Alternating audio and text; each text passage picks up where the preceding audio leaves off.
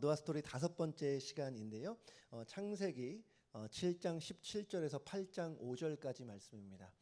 창세기 7장 17절에서 8장 5절까지의 말씀 오늘은 제가 읽겠습니다. 홍수가 땅에 40일 동안 계속된지라 물이 많아져 방주가 땅에서 떠올랐고 물이 더 많아져 땅에 넘침에 방주가 물 위에 떠다녔으며 물이 땅에 더욱 넘침에 천하의 높은 산이 다 잠겼더니 물이 불어서 15규빗이나 오르니 산들이 잠긴지라. 땅 위에 움직이는 생물이 다 죽었으니 곧 새와 가축과 들짐승과 땅에 기는 모든 것과 모든 사람이라.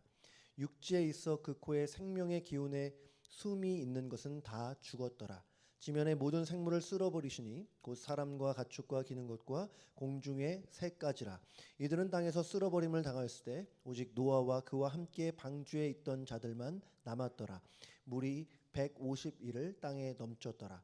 하나님이 노아와 그와 함께 방주에 있는 모든 들짐승과 가축을 기억하사 하나님이 바람을 땅 위에 불게 하심에 물이 줄어들었고 기쁨의 샘과 하늘의 창문이 닫히고 하늘에서 비가 그침에 물이 땅에서 물러가고 점점 물러가서 150일 후에 줄어들고 일곱째 달 곧 그 달 11의 날에 방주가 아라랏산에 머물렀으며 물이 점점 줄어들어 열째 달 곧 그 달 초하룻 날에 산들의 봉우리가 보였더라. 아멘.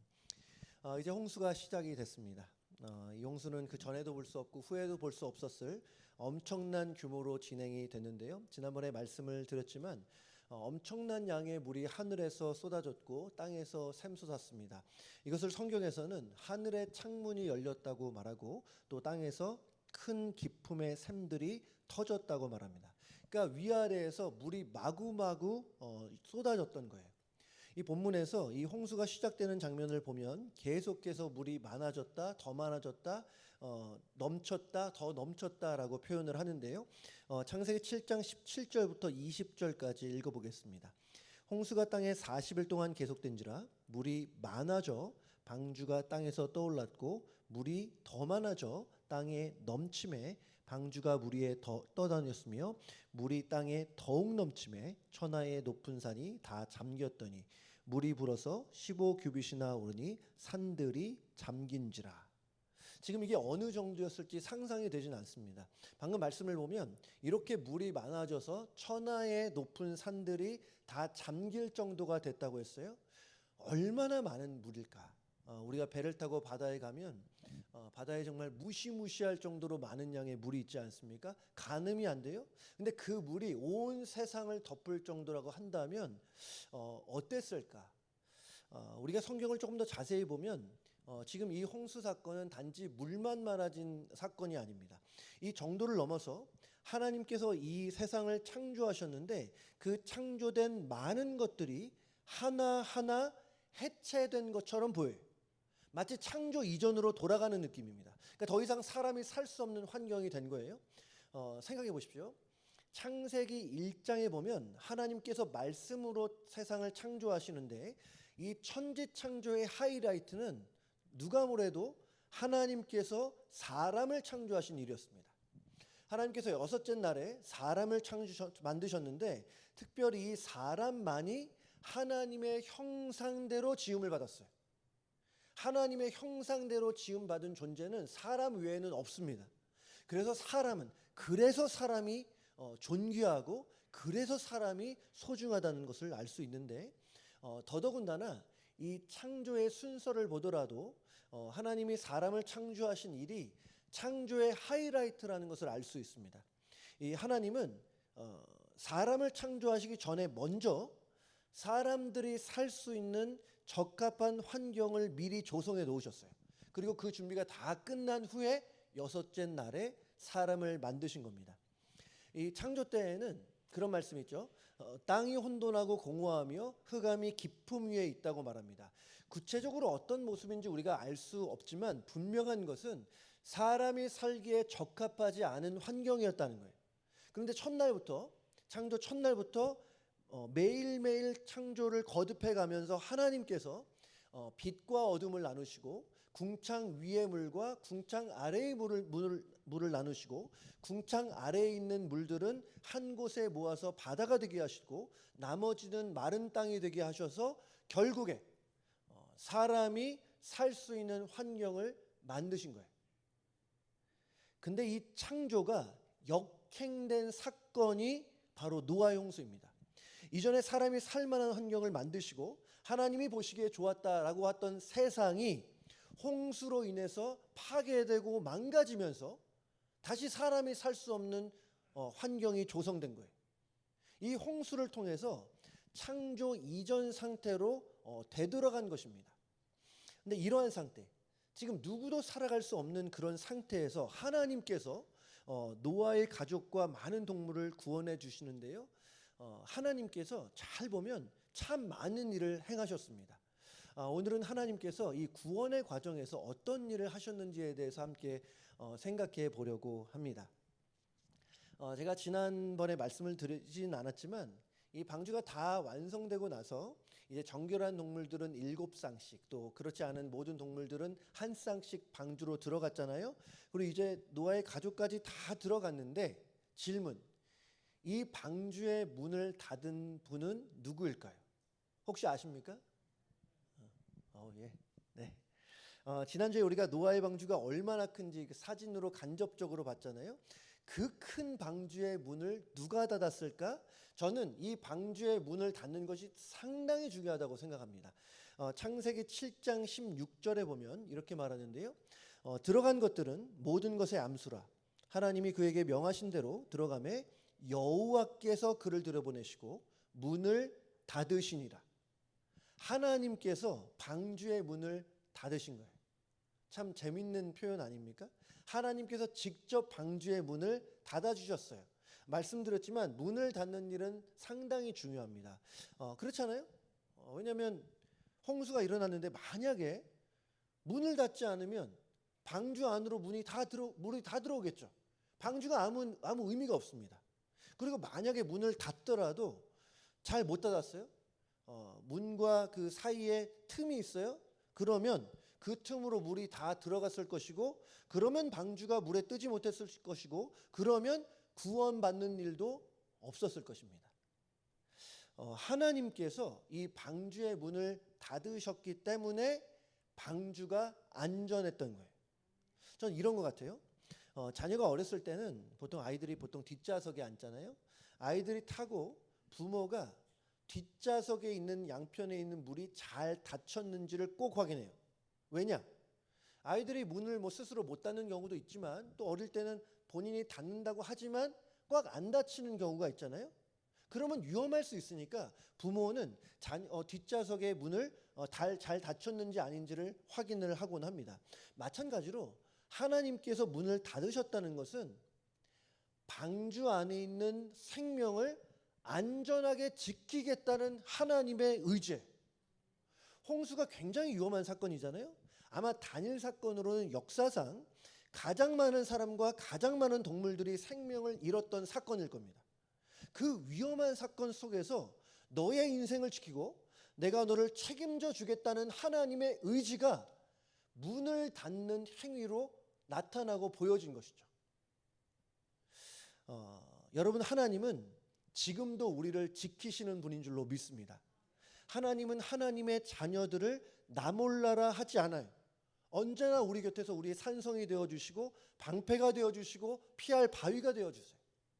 시편 121편 5절에서 8절까지 말씀인데요. 우리 한 목소리를 읽겠습니다. 시작. 여호와는 너를 지키시는 이시라. 여호와께서 내 오른쪽에서 내 그늘이 되시나니 낮에 해가 너를 상하게 하지 아니하며 밤에 달도 너를 해치지 아니하리로다. 여호와께서 너를 지켜 모든 환난을 면하게 하시며 또 내 영혼을 지키시리로다. 여호와께서 너의 출입을 지금부터 영원까지 지키시리로다. 아멘. 우리를 지키시는 하나님이 우리와 함께한다는 사실을 여러분 믿으시기 바랍니다. 방주의 문을 닫아서 노아와 가정을 지키셨던 하나님께서 우리에게 참 많은 약속들을 해주셨어요. 너희를 눈동자와 같이 지켜 보호하리라는 말씀도 주셨고, 또 주의 날개 그늘 아래서 우리를 감춰주시겠다는 약속도 하셨고, 악한 자가 우리를 만지지도 못한대요. 너희의 머리털 하나도 상하지 않을 것이라고 하나님이 약속해 주셨어요. 하나님은 약속하시면 지키시는 분인 줄로 믿습니다. 능력의 손으로 언제나 우리를 지켜주시고 보호해 주시는 하나님이 우리와 함께 한다는 사실이 얼마나 감사한 일인지 모릅니다. 이 홍수 때에 방주가 물에 떴잖아요. 세상이 물로 다 뒤덮여 있어도 방주 안에만 있으면 안전했어요. 근데 질문, 왜 방주였을까요? 왜 방주였을까? 방주가 아니라 뭐 선박, 배, 보트라고 우리가 할 수도 있잖아요. 뭐 노아의 선박, 노아의 보트라고도 할 수 있는데 왜 노아의 방주, 노아스 아크라고 이렇게 명명하고 있을까요? 여러분 생각해 보신 적 있으십니까? 왜 방주일까? 여러분 방주와 배에는 커다란 차이가 있습니다. 먼저 방주는 배와 달리 스스로 움직일 수 있는 그 추진력이 없어요. 지금 이 방주에는 스크류라든지 프로펠러가 달린 것도 아니고 지금 방주가 엄청 크잖아요. 노아의 가족들이 뭐 노를 아무리 열심히 저어봤자 아무런 의미가 없어요. 그러니까 이 노아의 방주는 추진력이 전혀 없다는 거예요. 또한 이 방주는 배와 달리 방향을 조절하는 키가 없습니다. 여러분 방주에 키가 없다는 것은 사람이 방향을 결정할 수 없다는 거예요. 이게 얼마나 심각합니까? 우리가 운전을 하더라도 자가용을 운전하는데 운전대가 없어요. 어딜 갈 수가 없잖아요. 그러면 방주가 지금 키가 없다는 것은 내가 오른쪽으로 틀고 싶어도 틀 수 없고 왼쪽으로 가고 싶어도 갈 수 없다는 거예요. 그러니까 종합을 해보면 방주는 추진력도 없고 방향을 결정하는 키도 없어요. 그냥 물 위에 떠 있는 거예요. 어떤 방향을 결정할 수도 없고 앞으로 나갈 수도 없고 뒤로 후진할 수도 없는 게 방주입니다. 그냥 물 위에 둥둥둥 떠 있는 게 방주예요. 참 이상하지 않습니까? 우리가 지난주에 봤지만 이 방주를 잘 보면 이 안에 하나님의 지혜가 담겨 있잖아요. 하나님께서 하나하나를 설계하시고 하나하나를 지시하셨는데 예를 들어서 창문을 내라고 말씀하셨어요. 우리는 쉽게 넘어갈 수 있는 구절이지만 창문을 내라는 것은 이 배 안에 빛을 주시겠다는 것이고 또 통풍을 위한 것일 수 있고, 역청을 바르라고 하셨어요. 이 방주의 그 방수를 위한 것일 수 있고, 또 우리 노아의 방주 가로 세로 너비의 우리 높이의 그 비율도 봤었잖아요. 길이가 300규빗, 너비가 50규빗, 높이가 30규빗이면 가로 세로 높이 비율이 300대 50대 30이에요.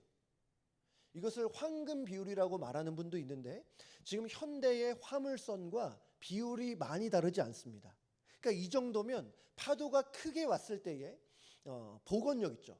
파도가 크게 왔을 때 배가 정상 포지션을 빨리 복귀할 수 있는 그런 능력. 참 하나님의 지혜가 놀라워요. 또 더더군다나 이 방주가 지금 언제 지어졌습니까? 야적에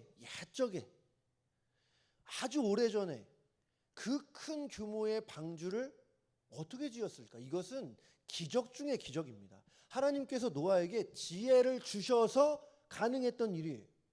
그럼 노아의 방주에는 하나님의 지혜가 집약되어 있다고 할 수 있는데 왜 선박과 같은 기능을 하지 못할까요? 그냥 배처럼 보트처럼 추진력도 있고 방향을 결정할 수 있는 키가 있으면 좋은데 왜 방주는 그런 게 전혀 없을까? 하나님의 지혜가 들어있음에도 불구하고 저는 이것이 상당히 의도적이라고 생각을 합니다. 결론부터 말하면 저는 하나님의 마음이 이렇다고 생각해요. 이 방주의 선장은 너와 네가 아니야. 이 방주의 선장은 너희 가족이 아니라 나 자신이라는 하나님의 말씀인 거죠. 맞아요? 이 방주가 어디로 향하게 될지는 전적으로 하나님만 아시고 하나님께만 달려 있어요. 사람이 방향을 결정할 수 없어요. 앞으로도 갈 수 없고 뒤로도 갈 수 없어요. 스스로 할 수 있는 것이 하나도 없습니다. 모든 것이 하나님께만 달려 있어요. 저는 이것이 우리의 인생과 많이 닮아 있다고 생각을 합니다. 우리의 미래는 하나님께 달려 있어요. 많은 분들이 좋아하시는 말씀이 있는데요. 잠언 16장 9절 말씀에 사람이 마음으로 자기의 길을 계획할지라도 그의 걸음을 인도하시는 이는 여호와시니라. 여러분, 이 말씀의 요지가 내가 계획한다 하더라도 하나님의 뜻대로 결국에 될 테니까 계획을 하지 않아도 된다, 이런 의미일까요? 저는 그렇게 생각하지 않습니다. 계획을 할 수 있어요. 미래를 생각하고 앞일을 준비하고 계획하는 것은 전혀 문제가 없습니다. 다만 그 걸음을 인도하시는 여호와라고 말하는 것은 우리의 인생의 주도권이 하나님께 있다는 거예요. 하나님께만 우리의 인생의 주도권이 있다. 우리가 무엇을 준비하고 투자하고 계획하는 것은 좋지만 먼저 알라는 거예요. 하나님께서 방주의 선장이신 것처럼 너희의 인생의 선장은 나 여호와 하나님이라는 거. 홍수가 났을 때 방주에서 노아가 할 수 있는 일은 무엇이었습니까? 계속 노 젓는 거예요? 아니잖아요. 노 저어봤자 미동도 하지 않아요. 아무 영향이 없어요. 그럼 걱정하고 염려하는 것입니까? 이 방주가 결국에는 어디로 갈 것인가? 잘못 가다가 산 봉우리에 부딪혀서 다 죽는 거 아닌가? 이렇게 걱정하고 염려하는 것은 노아가 할 일이 아니었어요. 노아가 할 수 있는 것은 단 하나였습니다. 방주의 선장이신 하나님을 신뢰하는 것. 그 하나님을 바라보고 하나님을 기다리고 하나님만 의지하는 것이었습니다. 여러분, 우리 한번 생각해 볼까요? 이제까지의 삶이 내가 원하는 대로만 다 되었습니까? 계획한 대로 여러분의 삶이 다 흘러갔습니까? 저는 대부분 아니라고 말씀하실 것 같아요. 우리는 우리의 인생이 어디로 가는지 잘 모를 때가 너무나 많아요. 저도 생각을 해보니 제가 이렇게 미국 와서 이민자로 살지도 몰랐고 또 이 LA 카운티, 이 밸리에 와서 에브리데이 교회를 섬길지도 전혀 몰랐어요. 우리는 앞을 가늠하지 못할 때가 있고 안개가 자욱해서 한치 앞을 보지 못할 때도 있습니다. 때로는 폭풍이 일어나고 거친 파도가 일어나서 당황스러울 때가 있어요. 여러분, 그럴 때 우리가 해야 될 일은 무엇이냐? 영국의 그 체스터턴이라는 분이 이런 말을 했습니다. 하나님이 어디로 인도하시는지 알 수 없을 때에도 모든 것을 맡기고 어둠 속을 즐겁게 걸어가라. 여러분, 어둠 속을 즐겁게 걸어가래요. 여러분, 어둠 속은 어떻습니까? 뭐 보이지가 않는 거잖아요. 보이지 않고 가면 넘어질 수 있고 사고 날 수 있는데 어떻게 즐겁게 어둠 속을 걸어가라고 합니까? 어둠 속에서 나는 보지 못하지만 어둠 속에서도 밝히 보시는 하나님이 계시기 때문에 그 하나님 신뢰하고 그 하나님께 나의 삶을 의탁할 때에 가능하다는 거예요. 하나님께서 나를 사랑하시고 하나님께서 나를 가장 좋은 길로 인도하실 거라는 그 믿음 속에서 하나님 신뢰하며 하나님께 내 인생의 운전대를 맡겨 드리는 거예요. 여러분, 하나님이 지금도 여러분 한 분 한 분을 인도하고 계신 줄로 믿습니다. 인도하고 계세요. 비슷한 맥락인데요. 시편 23편 말씀에 보면 여호와는 나의 목자시니 내게 부족함이 없으리로다. 그가 나를 푸른 풀밭에 누이시며 쉴 만한 물가로 뭐예요? 인도하시는 도다. 하나님은 지금도 우리를 인도하십니다. 아니, 단 한 번도 단 한 시도 하나님의 자녀를 인도하지 않으신 적이 없어요.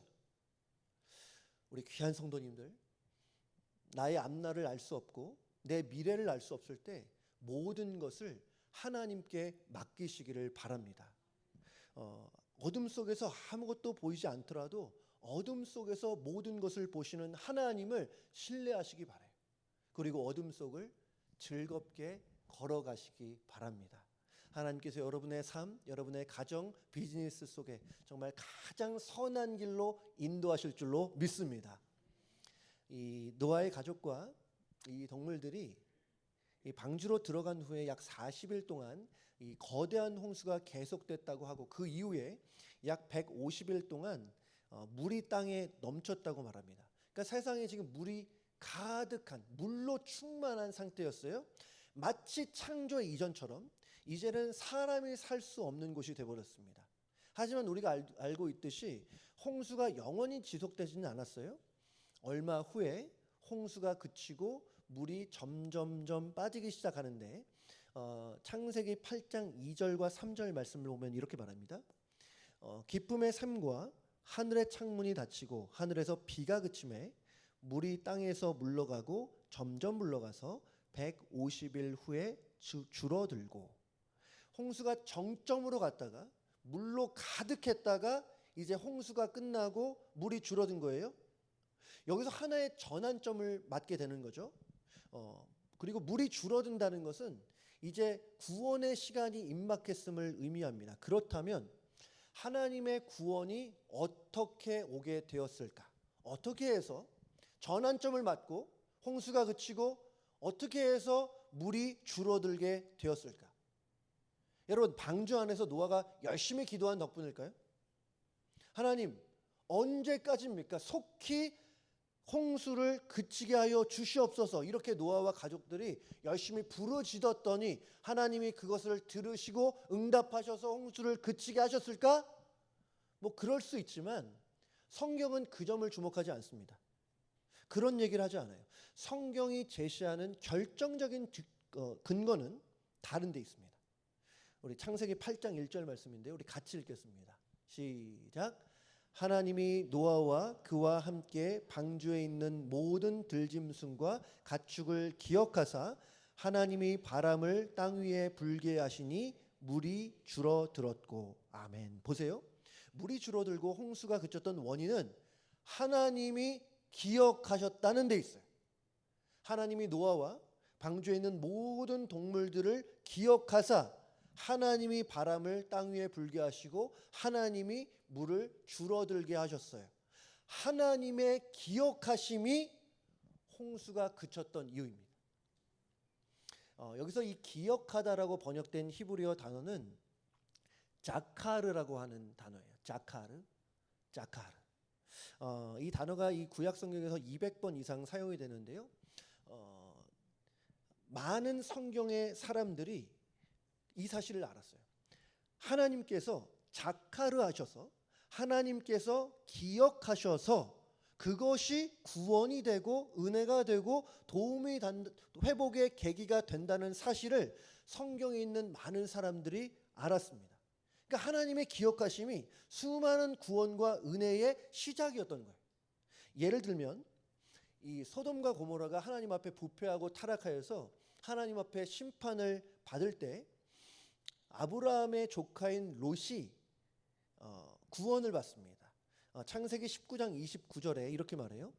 하나님이 그 지역의 성을 멸하실 때에, 소돔과 고모라예요, 곧 롯이 거주하는 성을 엎으실 때에 하나님이 아브라함을 생각하사 자카 롯을 그 엎으시는 중에서 내보내셨더라. 하나님께서 아브라함을 생각하셔서, 번역의 차이지 번역을 달리해서 그렇지 아브라함을 기억하셨다는 거예요. 영어 성경에서는 remember이라 그래요. 그러니까 하나님께서 아브라함을 기억하셔서 아브라함의 조카 롯을 구원하신 거예요. 또 이런 일도 있었습니다. 이 야곱이라는 사람에게는 2명의 아내와 2명의 첩이 있었죠. 근데 야곱이 가장 사랑했던 여인이 누구였습니까? 라헬이었잖아요. 근데 라헬은 그러니까 야곱의 특별한 사랑을 받는 여인이었는데, 다만 이 여인에게 큰 아픔이 있었습니다. 당시에는 아들 낳는 것이 너무 중요한데 아들을 못 낳는 거예요. 근데 결국에 하나님께서 라헬을 임신하게 해주시는데 성경은 이렇게 말하고 있어요. 창세기 30장 22절. 하나님이 라헬을 생각하신지라 자카르. 하나님이 그의 소원을 들으시고 그의 태를 여셨으므로. 하나님이 라헬을 자카르 기억하셔서 그의 소원을 들어주시고 그래서 결국 요셉이 태어난 거죠. 한 가지만 더 볼게요. 하나님께서 애굽에 10가지의 재앙을 내리시고 홍해를 가르는 기적을 보이셔서 이스라엘을 출애굽시켜 주시잖아요. 이 출애굽은 실제 구원의 사건이지만 앞으로 있을 거대한 구원의 역사를 그림자처럼 보여주는 사건이기도 합니다. 그런데 이 이스라엘이 출애굽을 하고 구원을 하게 된 그 계기와 시작은 무엇이었습니까? 마찬가지예요. 출애굽기 2장 24절 25절. 하나님이 그들의 고통 소리를 들으시고 하나님이 아브라함과 이삭과 야곱에게 세운 그의 언약을 기억하사 자카르. 하나님이 이스라엘 자손을 돌보셨고 하나님이 그들을 기억하셨더라. 하나님이 자카르 하심으로 기억하심으로 이스라엘이 출애굽할 수 있었던 거예요. 그래서 성경에 나오는 많은 선지자들과 시편 기자들이 하나님의 그 자카르 하심으로 말미암아 구원받을 수 있고 은혜 받을 수 있고 도움 받을 수 있다는 사실을 알았기 때문에 많은 이들이 이렇게 기도했어요. 하나님, 우리를 기억하여 주시옵소서. 하나님, 나를 기억하셔서 내게 복을 내려 주시옵소서. 신약에서도 십자가에 달리신 예수님 옆에서 한 죄수가 이런 기도하잖아요. 예수여, 당신의 나라에 임하실 때에 나를 뭐래요? 기억하여 주시옵소서. 여러분, 그렇다면 하나님이 기억하시는 것은 무슨 의미일까요? 그럼 하나님이 깜빡하실 수 있다는 의미일까요? 제가 요즘에 교회 오피스에서 보니까, 제가 실명 공개는 안 하겠습니다, 두 분의 여성 사역자가 그 교회에서 계속 깜빡깜빡해요. 지갑도 두고 다니고 가방도 두고 다니고 휴대폰도 두고 다니고. 전에는 한 분이 그랬는데 지금은 두 분이 그래. 모 전도사님까지 그래. 심지어는 가방을 잃어버렸는데 3일 동안 몰랐어요. 참 놀라운 일입니다. 참 신기한 것은 잃어버렸는데 잃어버린 것 또 잊어버려요. 근데 여러분, 하나님이 이렇게 깜빡하고 잊어버리실 수 있을까요? 홍수가 났는데 1년의 시간이 지났어요. 근데 하나님께서 우주의 궤도도 수정하시고 또 여러 가지 할 일이 너무 많으셔서 깜빡해서 노아의 홍수를 잊으시고 이제는 기억하셔서 홍수를 그치게 하셨다. 말이 안 되잖아요. 여러분, 여기서 하나님의 기억하심을 말할 때 기억이라는 것은 잊어버렸다가 다시 생각난 것을 말하는 것이 아닙니다. 잘 들으세요. 여기서 기억이라는 것은 위험한 상황에서나 결핍이 있는 상황에 있는 사람들, 그 사람들을 향한 하나님의 자비하심이에요. 다시 하면요, 위험한 상황이라든지 어떤 결핍이 있는 상황에 있는 사람들을 향한 하나님의 자비하심이 기억이에요. 그리고 중요한 것은 이 기억하심은 언제나 하나님의 행동을 내포하고 있어요. 그러니까 하나님이 자비로운 마음만 가지신 게 아니라는 거예요. 행동하신다는 거예요. 예를 들어서 우리 중에 누군가가 곤경에 빠져 있습니다. 어려움을 겪고 있어요. 아픔이 있어요. 그럴 때 하나님이 그냥 보고만 계신 것이 아니라는 거예요. 자비로운 마음만 갖고 아무것도 행하지 않는다? 그건 우리가 섬기는 하나님이 아니에요. 하나님이 기억하신다는 것은 하나님께서 자비하심으로 우리를 위해 일하신다는 의미입니다. 그래서 우리를 구원해 주시고 우리에게 은혜를 베풀어 주셔서 놀라운 역전과 회복을 경험하게 해주시는 거예요. 하나님의 기억하심이 그 모든 은혜의 시작이에요. 노아의 방주 사건을 다시 한번 생각해 보십시오. 노아가 의로워서 기도를 많이 해서 성격이 좋고 성품이 참 좋아서 그래서 홍수가 그치고 그래서 구원을 받았습니까? 그것이 아니잖아요. 홍수가 일어나서 창조가 해체되고 이제는 더 이상 사람이 살 수 없는 그때에 오직 하나님이 기억하심으로 인해서 노아의 가족과 방주에 있는 모든 동물들이 구원을 받게 된 것이에요. 감사한 것은 우리 하나님은 우리 하나님의 자녀들을 언제나 기억한다는 사실입니다. 우리를 사랑하셔서 우리를 위해 일하시는 하나님이 지금도 우리와 함께 하시는 줄로 믿습니다. 그러니 여러분, 하나님의 기억하심을 생각하며 어떤 상황을 만나도 포기하지 마시기 바랍니다. 낙담하지 마시기 바라요. 잠깐 넘어질 수 있지만 오뚜기처럼 다시 일어설 수 있잖아요. 하나님의 기억하심이 있기 때문에.